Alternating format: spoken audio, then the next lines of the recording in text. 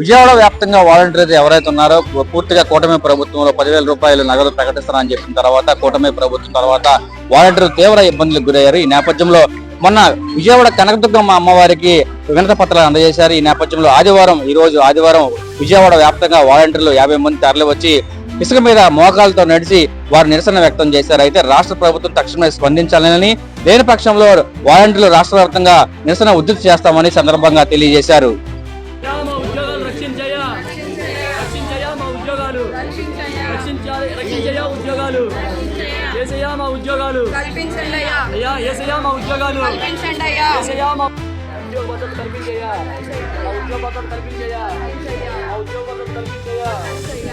మా నాయకులు మనసులు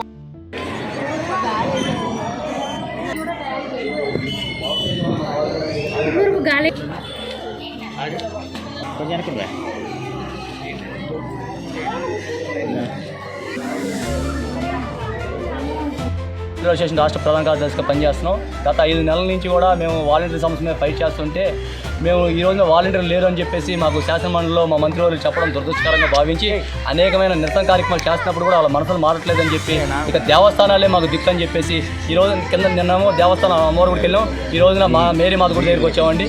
మేము ఒకటే జయసేయ గారిని అడిగేది ఈ సందర్భంగా మా చంద్రబాబు నాయుడు గారి మనసు, మా పవన్ కళ్యాణ్ గారి మనసు మారాలని. ఎందుకంటే ఏసఐ అందరి మనసులు మారుస్తారని చెప్పేసి మేము విన్నాము. ఆయన కూడా మా నాయకుల యొక్క మనసులు మార్చి మాకు ఉద్యోగ భద్రత 2,60,000 మంది ఉద్యోగ భద్రత కల్పించాలని చెప్పేసి ఈ రోజున మేరీ మాత గుడి దగ్గర ఈ యొక్క మోకాళ్ళ మీద నడుచుకుంటూ రావడం జరిగింది. ఎన్నికల వాగ్దానం ఇచ్చినప్పుడు చంద్రబాబు నాయుడు గారు, పవన్ కళ్యాణ్ గారు ఏమన్నారు, చెల్లెమ్మలారా, అసలు మా పవన్ కళ్యాణ్ అన్న అయితే చాలా గొప్పగా చెప్పాడన్నమాట. అమ్మ చెల్లెమ్మలారా, నేను మీకు కొట్టగొట్టేవాడిని కాదు, మీకు 5,000 రూపాయలు కాదు, నేను 10,000 రూపాయలు ఇస్తానని అంత గొప్పగా చెప్పాడండి మా పవన్ కళ్యాణ్ అన్న.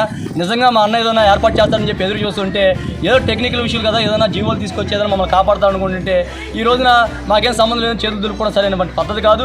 అన్న పవన్ అన్న, నువ్వు మరొకసారి ఆలోచించు.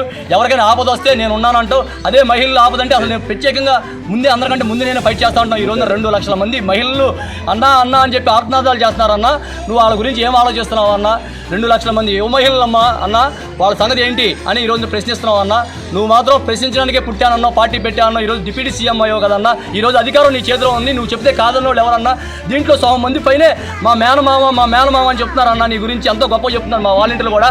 మరి వాళ్ళందరూ సంగతి ఏంటి అన్న అని చెప్పేసి పవన్ కళ్యాణ్ గారిని మేము అడుగుతున్నాం. ఖచ్చితంగా రేపు జరగబోయే క్యాబినెట్ మీటింగ్లో నువ్వే ఫైట్ చేయాలి మా కోసం అని చెప్పి పవన్ అన్న అని చెప్పి పవన్ గారిని మేము గట్టిగా అడుగుతున్నాం. ఈ సందర్భంగా రేపు క్యాబినెట్లో కనుక ఖచ్చితంగా ఇలాంటి మంచి నిర్ణయాలు తీసుకొని మా గురించి ఆలోచించి ఏదైనా మంచి జీవోలు తీసుకురాకపోతే రానున్న రోజుల్లో కూడా మంచి ఉధృతమైన కార్యక్రమాలు రాష్ట్ర వ్యాప్తంగా చేయడానికి కూడా వెనకాడమని పవన్ అన్నకి మా చంద్రబాబు నాయుడు గారికి కూడా తెలియజేయడం. చంద్రబాబు నాయుడు గారికి డిప్యూటీ మాకు మీరు గతంలో ఎలక్షన్స్ ముందు ఎన్నికల హామీ ఏమి ఇచ్చారంటే వాలంటీర్ వ్యవస్థను కొనసాగిస్తాము, మీ యొక్క వ్యవస్థను మేము రద్దు చేయమని చెప్పారు.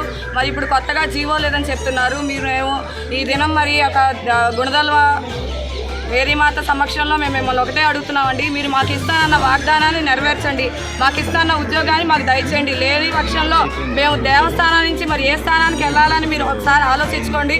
మరి ఆ స్థానానికి వెళ్లకుండా మా యొక్క ఉద్యోగాన్ని మాకు ఇవ్వాలని మిమ్మల్ని కోరుకుంటున్నామండి. కల్పించి ఇప్పుడు ఉన్న 5,000 కూడా ఇవ్వకుండా ఉండడం అది మీకు ఏమన్నా న్యాయమా అండి? చెప్పండి. మేము ఎంతోమంది ఆడవాళ్ళం ఇంట్లో పనులు చేసుకుంటూ ఈ ఉద్యోగాలతో బతుకుతున్న వాళ్ళం ఎంతోమంది ఉన్నాం. నాకు 2 పిల్లలు, నా పిల్లల్ని చూసుకుంటూ ఈ ఉద్యోగం ఇంటి పట్టునే ఉండి చేసుకుంటూ ఉండేది. ఇలా మా పొట్టగాడ కూటి కొట్టడం న్యాయం కాదండి. ప్లీజ్ అండి, మమ్మల్ని ఉద్యోగ భద్రత కల్పించాలి, మాది పెండింగ్ శాలరీ కూడా ఇవ్వాలని మేము కోరుకుంటున్నామండి.